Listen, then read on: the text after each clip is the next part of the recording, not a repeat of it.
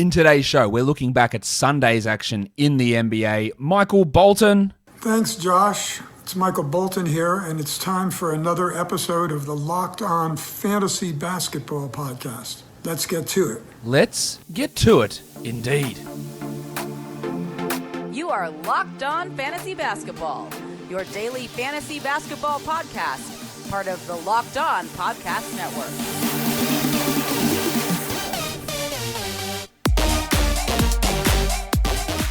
Hello and welcome to the Locked On Fantasy Basketball Podcast, brought to you by Basketball Monster. My name is Josh Lloyd and I am the lead fantasy analyst at basketballmonster.com and at Yahoo Sports Australia. And you can find me on Twitter as always at redrock_bball and on Instagram at Locked On Fantasy Basketball.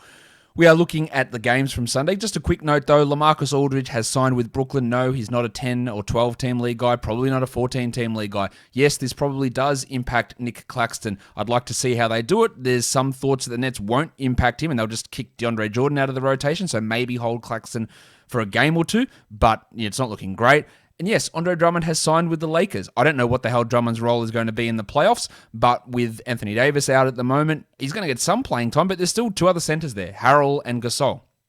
And if I'm adding anyone, Drummond is fine to have, and we'll see what he does. He won't be the same guy he was in Cleveland because usage will be dramatically lower. Minutes will also be dramatically lower because he just isn't playing 33 minutes a night. That is just not happening, and the usage will not be also at 33%. So he's going to lose a ton of that value, but he does have an opportunity to play, but there might be some nights where he doesn't play, so be aware of that. But he is a 12-team league guy. While Gorgui Dieng is signing with the Spurs, no, I don't think it impacts Jakob Poeltl all that much, and no, I don't think Dieng is anywhere close to a 12-team league guy in that scenario. So they're probably the big buyout news scenarios that have happened over the last couple of days. Let's now get in and talk about some games across the NBA, starting with the Phoenix Suns beating the Charlotte Hornets. It did go to overtime this game. 101-97 Phoenix wins. McCall Bridges, who's been really poor with his steals this year, had 6 of them here. 13 points in 42 minutes, 8 rebounds, 4 assists, 6 steals, 1 block, 55% shooting, 49 fantasy points in this game. He's the 73rd ranked player. No, he's not a drop. Yes, he is a must roster. Devin Booker, 35-6 with 4 triples and 3 assists. Not super efficient from the field, 39% there, but 92 from the line on 12 attempts absolutely helps you. And DeAndre Ayton continues to play better. 14 in 34 minutes. That's encouraging. Didn't have foul trouble. Now, no threes, no assists, no steals, no blocks is relatively disappointing. 2 free throw attempts is always going to be disappointing. But he's the 44th ranked player over the last 2 weeks, so it's a definite improvement. Let's hope he can stick at least this level. Weird night for Chris Paul. 31% shooting. That's not what Chris Paul is. 1 assist. That is definitely not what Chris Paul is. The 2 steals are nice, but he'll be better than this quite clearly. While your mate, Jay Crowder, sometimes may be good, sometimes may be shit. He missed all 9 of his shots. That's pretty hard to do. 2 points, 8 rebounds, 4 assists, and a steal. He's just that 14-team league guy or a stream option. If you streamed him today, though, oh my God, your field goal percentage absolutely felt that in the most soulful way possible. While Torrey Craig played 21 minutes, had 9 points, 2 steals, and a block. He's getting a ton of playing time here for Phoenix. Well, at least way more than you might have expected initially, but he's nowhere near a real fantasy option at this stage. You have to be pretty deep league stuff to be caring too much about him. Cameron Johnson, also atrocious. 0 points on 0 of 6 shooting. He has regressed in a massive, massive way this year. Yes, he dealt with COVID, but even before that, he struggled. And, look, this is a guy that, again, he's 25 already. You worry somewhat after regressing as much as he has from his rookie season to his second season. For the Hornets, big game from Devonte Graham. 30 points with 7 triples. 43% shooting, played 39 minutes. He is a must-roster player across all leagues, while Rozier had 22 and 10. And Miles Bridges really stepped it up. 37 minutes, some big alley-oops, 18 and 12 with a 3. He shot 62%, which is not real. He played 37 minutes, which probably isn't real. And he didn't have a steal and a block, which also, in the other direction, isn't real. He's better at those things. I still think that he's definite 14-team league guy, but he's 131st ranked player this year, 167th over the last 2 weeks. Like, it's not particularly inspiring, and I don't expect this level of play from him as we move forward. I think we're at big buy low territory for Gordon Hayward. He had 15 and 6 in 41 minutes, but shot 27% and has just been rough. His field goal attempts have been lower. His percentages have been lower. Faith in him is being reduced by people who have him. So I think you can target him for a guy outside the top 50, maybe even outside the top 60 with his current level of play, 91st over the last 2 weeks. He did have 29 fantasy points here. While it was a stinker from PJ Washington Jr., he missed all 7 of his shots somehow. 44 minutes, 12 points, 2 steals, 2 blocks, at least produced in those peripherals. He also, by the way, missed both of his free throws. So just a horrendous night, but he's just as likely to shoot 60%, including 78 from 3 in the next game and drop 40 points in 28 minutes. That's just what he does. Inconsistency is part of what he is. And he is a must-roster player. Biyombo started over Zeller, but they combined for just 26 minutes in an overtime game, with a lot of those minutes going to PJ Washington at center, as they bloody well should. Guys, BetOnline is the fastest and easiest way to bet on all of your sports action. Football might be over, but the NBA, college basketball, and the NHL are in full swing. BetOnline even covers awards, TV shows, and reality TV. Real-time updated odds and props on almost anything you can imagine. BetOnline has you covered for all the news, scores, and odds, and it's the best way to place your bets, and it's free to sign up. Head to the website, betonline.ag, or use your mobile device to sign up today by using our promo code LOCKEDON and receive your 50% welcome bonus on your first deposit. BetOnline are your online sportsbook experts. Okay, let's go on to the second game of the day. The Toronto Raptors, they fall to the Portland Trail Blazers at home, 122-117. Bob Covington, 36 minutes, 13 and 12. Just a fantastic game. 3 threes, 3 steals, 4 blocks. 36% shooting, and he's the 22nd ranked player over the last 2 weeks. In fact, over the last month, he's shooting 47% from 3. The encouraging thing here is big block numbers again with Jusuf Nurkic returning, which was something that was completely absent from his game to begin this season. So maybe he's got that part figured out. Now, I do think that he is maybe a marginal sell high because he can't continue to shoot 47% from 3. His field goal percentages are like 50% over the last month. And this is a bloke who's always been at like 42, 43% from the field. And when 70+% of your shots are coming from 3, when you're hitting them at such an outrageous clip, if that drops down to 39%, then you lose points, you lose 3-pointers made, and you lose a ton of field goal percentage. And that is going to be the worry. And that's what is pushing him as high as he is. The steals and the blocks, fine. They can continue. I've got no worry with that. It's more that outrageous field goal percentage that is keeping a lot of his value afloat. He's been awesome. There's no doubt about that, but that is something to watch. Lillard had 22, 3, and 11. He had 9 assists in the first quarter. Ended with just 33% shooting, while McCollum 23, 7, and 5. He had 2 steals and 3 blocks, so really bringing it defensively there, CJ. Lillard falling off a bit since CJ has returned, so that's a little bit of a concern, I guess. Jusuf Nurkic, just 19 minutes, 10 and 4, but I guess what we need to look at there is, those numbers are good. 10 and 4, 1 block, 57%. Nobody has any issue with that. I am not dropping Nurkic under any circumstance. He is ramping up, and as you can see, Enes Kanter's ramping down. 18 minutes here for Kanter, 10 and 8. If you're looking forward to moves in the future, I think Kanter can be considered expendable. If he goes down to 18 minutes here, I don't imagine he's going to be consistently playing 27 minutes a night as we move forward. That's going to fall way off. Storm and Norman Powell had some foul trouble, but started and played 27 minutes. 13 points, 3 rebounds, 1 triple. My concern, as you're well aware, with Powell has been, can he keep up the ridiculous shooting? Well, he did it again here. But what is his role going to be? Will he get the 37 minutes a night he was getting for Nurse for large stretches of the season? And will he get the usage that he was getting? And so far, or in this game, the answer is no. The last game, he was pretty good. But hashtag revenge game for Norm Powell didn't quite go as hashtag revenge games tend to go. They don't go that way. But anyway, that's what Norm Powell did in this one. He's not a drop. But the concerns that I raised after the trade deadline were on full display here. So let's just see what happens over these next couple. Carmelo Anthony is still rostered in far too many leagues. 8 points in 28 minutes. His ass can go. Get that garbage out of here! Derek Jones Jr., 16 points with 2 blocks and a steal. The 16 points, ignore that. That's not real. The steal and 2 blocks, maybe. He's a guy that can produce those numbers in pretty good volume. For the Raptors, they were without Kyle Lowry, a late scratch with a foot injury. They went with Aaron Baines in his place. Baines had 4 points in 15 minutes, and the Wiki Chris Boucher played 24 minutes. 18 and 11 with a block. And this is why it's really hard to drop him. 33 fantasy points.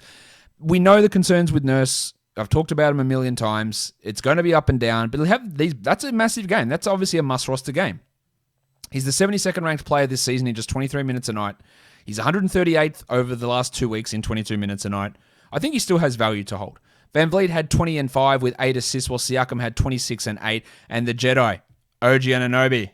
But what about scarves? OG. Stop OG. You better stop OG. 19 and 10 in 38 minutes. His offense has really improved. 26 usage. Love to see that continue from Anunoby, who's putting up some good numbers. Rocket Rodney Hood started out on fire and then ended with 13 points in 27 minutes, and he is not a fantasy option outside of, say, 20-team leagues. And Gary Trent, I don't know what's going on here. Get that garbage out of here! And when I say I don't know what's going on, why is he rostered in so many leagues? Why is he being added in so many leagues? 6 points in 28 minutes on 20% shooting. The 7 boards are nice, but he is not, to me, a 12-team league option. I'd much rather him for 14-team leagues. You can stream him for points and threes. That's about it. But rostered in far, far too many 12-team formats to make me feel comfortable. It's just too much. He's just not that good. He's the 177th ranked player this year in 31 minutes. He is not that good. All right, let's go to the next game. Aaron Gordon's debut in Denver is a blowout. The Nuggets win it 126 over the Hawks, 102. In the end, it looks pretty disappointing from an Atlanta perspective. 26 minutes only for the Baptist John Collins, 11 and 5. He shot poorly. He had 4 fouls. He'd been absolutely rolling. And as I detailed last week on the Sal High show, there was going to be some come down from there. Giggity! But yeah, he is still solid. Obviously didn't move, but I don't think we view him as any sort of top 20 guy as we move forward. Trae Young was all right, 21, 5, and 7 with 2 steals, but some pretty ugly plus-minus. Capella had 10 and 8. Just a rough game all around. Let's talk about the fringe sort of guys. Bogdanovic started again over Kevin Huerter, 9 points with 1 rebound and 1 assist. This is a game without Cam Reddish, Lou Williams, Chris Dunn, or DeAndre Hunter. Now, Reddish is still a way away, but Williams, Dunn, and Hunter could all be back this week. Williams can make his debut. I just do not think the upside is high enough for Bogdanovic to have him as a 12-team league guy. And Huerter, to me, is absolutely a clear drop. Get that garbage out of here! 23 minutes, 8 points, 2 triples. I'd be surprised if he's a top 170 guy from here on out and maybe even top 200. Everything was rolling in his favor to begin this year when Bogdanovic was out and then Reddish was out and then Hunter was out. And he was getting 30-plus minutes a night and playing a lot. Now, there's a bunch of guys who are going to come back, and if he might not even get 20 minutes a night as we move forward. That's a real possibility here for Fanapants Kevin Huerter. Tone Snell had 5 points in 23 minutes. Surely his rotation spot's not going to be safe. Like, he's not a guy that they need to hold on to with all those other guys coming back. But he played, and they lost. On to the Nuggets. Aaron Gordon, only 21 minutes in his debut. 13 points, which is great. 67% is great. But the worry, again, I had with Gordon was the usage and the ball handling. 2 rebounds, 1 assist on a 19% usage. I don't know if I assume he won't play 21 minutes every night, but does he only play 28 minutes instead of 34? I know people ridiculed me when I said that he'd become a drop after this trade. I'd like to hold a couple more games. But, again, these are the things that I worried about. He's like the 5th offensive option now. He's got no ball handling responsibilities at all. He's never been a good defensive stat accumulator, and he's generally a pretty poor shooter. And those things don't equal fantasy brilliance. And if he plays like 27 minutes so Millsap can get 20 minutes at power forward, then he's in real trouble. And that drop is probably going to be coming. The headmaster had 17 points in 31 minutes. That's Jamal Murray for the uninitiated of you. Well, JaMychal Green out of nowhere. 14 minutes, 20 points with 3 triples and 7 rebounds. And playing Green meant that JaVale McGee, a new acquisition who was available, didn't play. And Malone said this pre-game that someone's going to have to miss out some of these times. Sometimes it'll be Green, sometimes it'll be McGee. And it was JaVale that missed out here. Struggle for Will Barton, 12 points in 32 minutes, 39% shooting, but I think he's fine. While Maga Porter Jr. only played 27 minutes. Watching his minutes is going to be really key as well. 15 and 10 with 2 threes in that playing time. 28 minutes for Facu as well. That was interesting. 5 assists and a steal for Campazzo with 6 points and 2 threes. He just remains that assists and steals type streamer, while Dozier didn't do too much in his 19 minutes out there. Guys, Built Bar, I've been telling you about it for a long time. It's the best tasting protein bar on the market, and it is low calorie, low sugar, high protein, high fiber.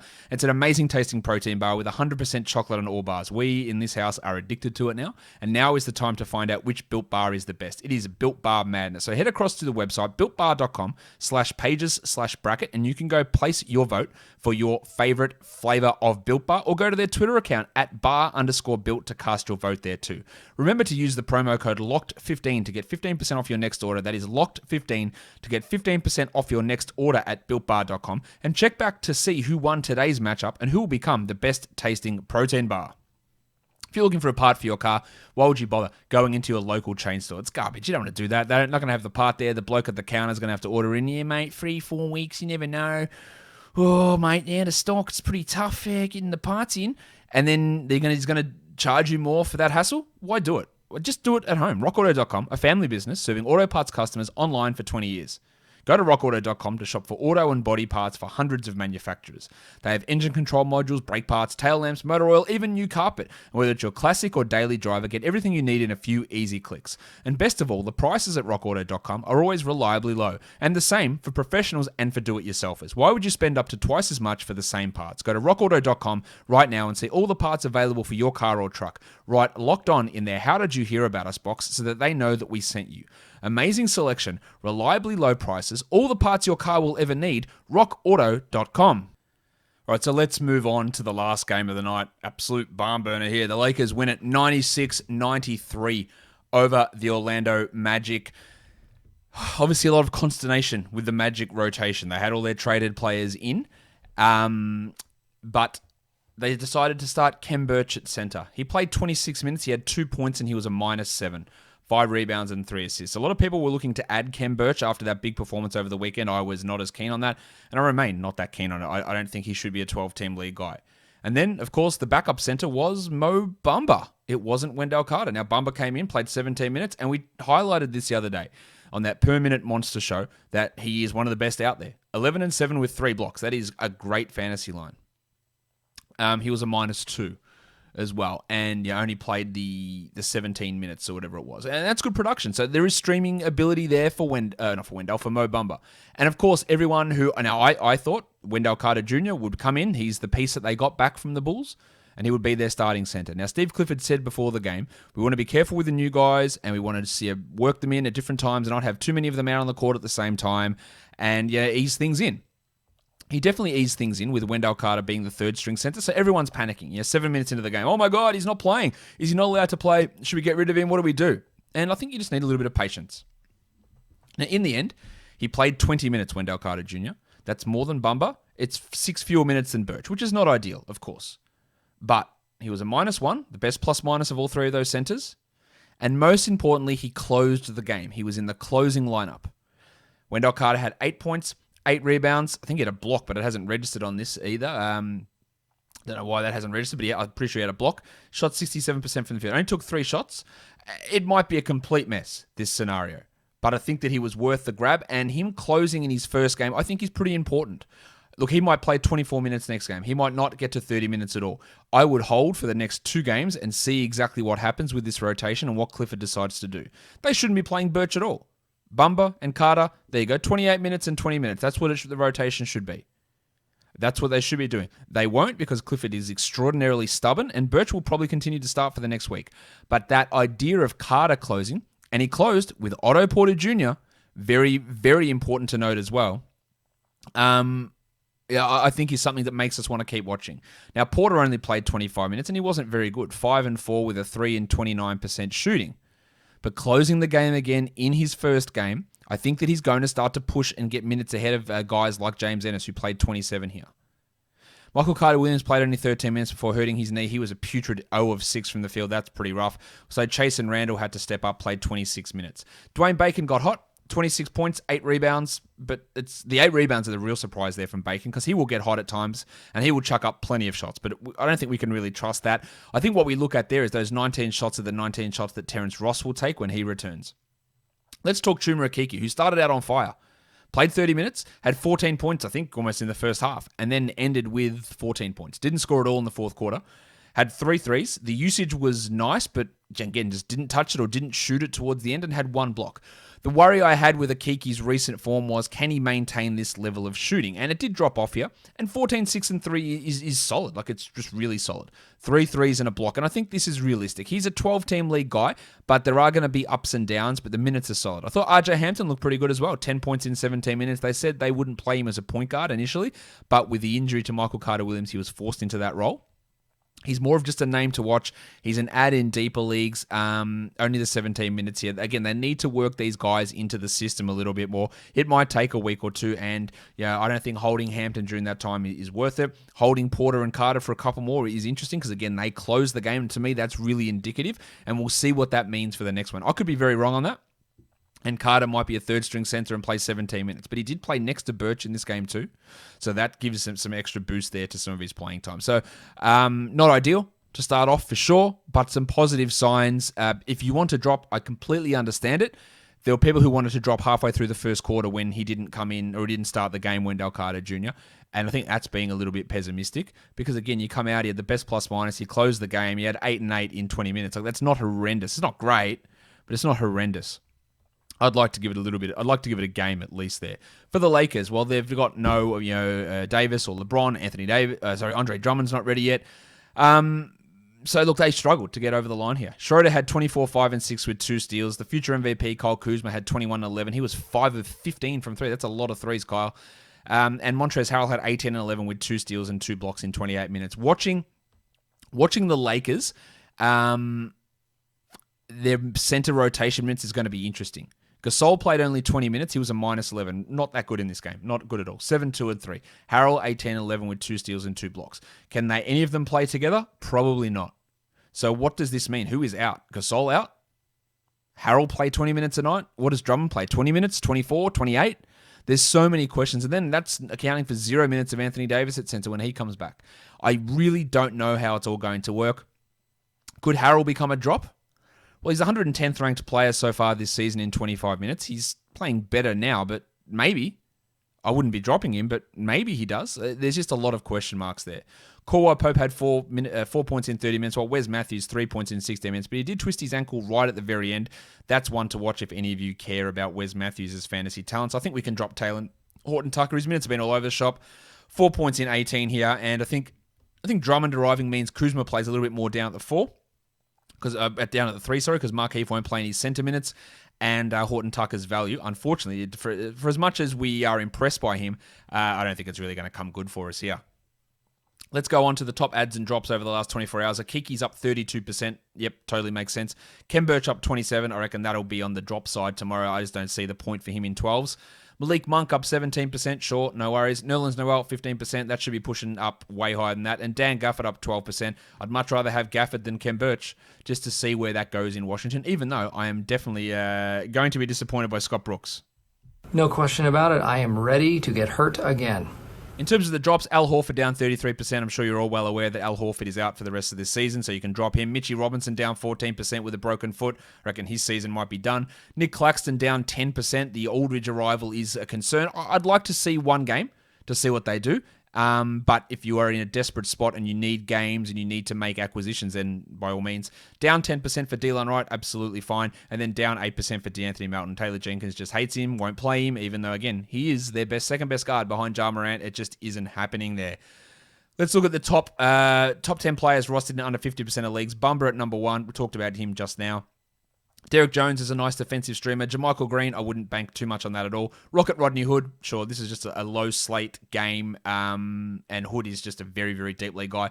Dwayne Bacon, scored well, we can't trust it. Stan Johnson, absolutely no use in adding him. Markieff Morris, look, pretty strong game for Markieff. I don't think he's any 12-team value. Campazzo's a streamer, Alex Caruso's a streamer, and Cody Martin had an okay game, but again, very, very little for us to get excited about with those guys.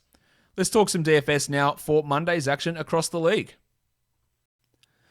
All right, so we've got a busy day, 11 games in the NBA. Let's take a look at those ones now. Indiana and Washington. Bradley Beal, the big question mark there because he is, of course, questionable. The Pacers are 3-point favorites to the total, 236 points here. Dougie McDermott also questionable for Indiana.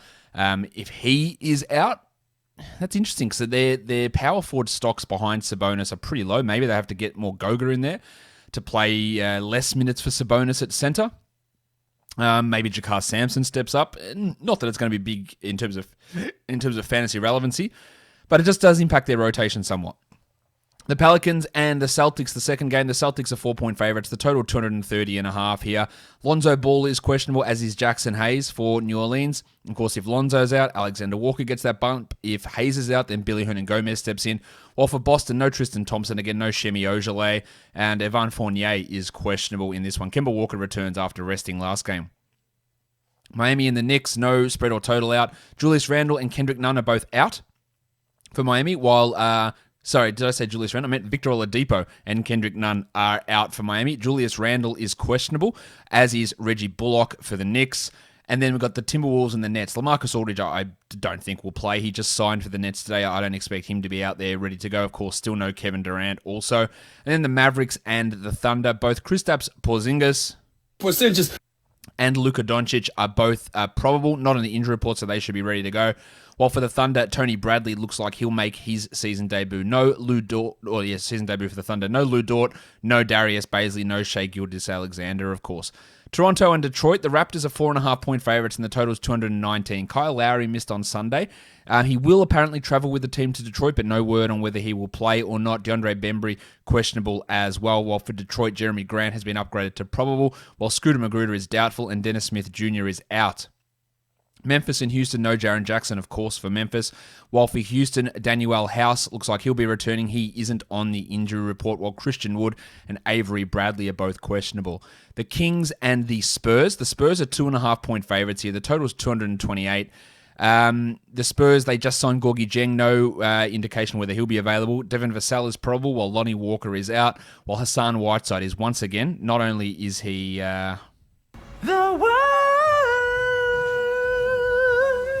but he's questionable with a knee injury. The Cavs and the Jazz. The Jazz are a whopping 15-point favorite. That is huge. The total's 221.5. No Kevin Love again. No Jarrett Allen again. No Matty Dellavedova again. Watch for guys like Dean Wade and Broderick Thomas. We also have Taurean Prince as questionable. So if he is out, more of those wing and power forward minutes. While Isaiah Hartenstein is off the injury report, so he could get an opportunity. Maybe they start him at center. They probably won't, but he'll at least get into the rotation and play some minutes. The Bucks and the Clippers. Everyone that missed for the Bucks last game except for Bobby Portis and PJ Tucker are available. So Drew's back, Middleton's back, Yanni's back, DiVincenzo's back. All those guys are ready to go. While for the Clippers, no Ibaka, no Pat Beverly, no Rajon Rondo. So fire up your Zubatses. Now Batum and Marcus Morris get a bump, and Terrence Mann gets a pretty significant bump there as well. Chicago and the Warriors are the last game. Steph Curry has been upgraded to questionable. It was thought that he would miss this game, but it looks like he could return. Daniel Tice is off the injury report, while Larry Markkinen and Zach LaVine are both probable. While Eric Pascal, the triangle, he did not practice due to a wrist issue, but he is not a part of the rotation anyway. In terms of value, I think we've really got to look at James Wiseman, $4,000. That is a crazy low price on FanDuel. Moses Brown, Isaiah Roby, Broderick Thomas, Miles Turner, Robbie Williams, the Rock DJ, Nick Claxton, Bojan Bogdanovic, maybe at 4,100, but I'm not feeling confident with that. Malcolm Brogdon, Jaden McDaniels, Pokusevski, Marcus Morris, Hamidou Diallo, perhaps Jonas Valanciunas, Dan Gafford, Marcus Smart, Terrence Mann, producing some value there, I think. That'll do it for today's show. Don't forget to subscribe, Apple Podcasts, Google Podcasts, Stitcher, Spotify, and on YouTube. Give it a thumbs up. Leave a comment down below, guys. We are done here. Thank you so much for listening, everyone. See ya.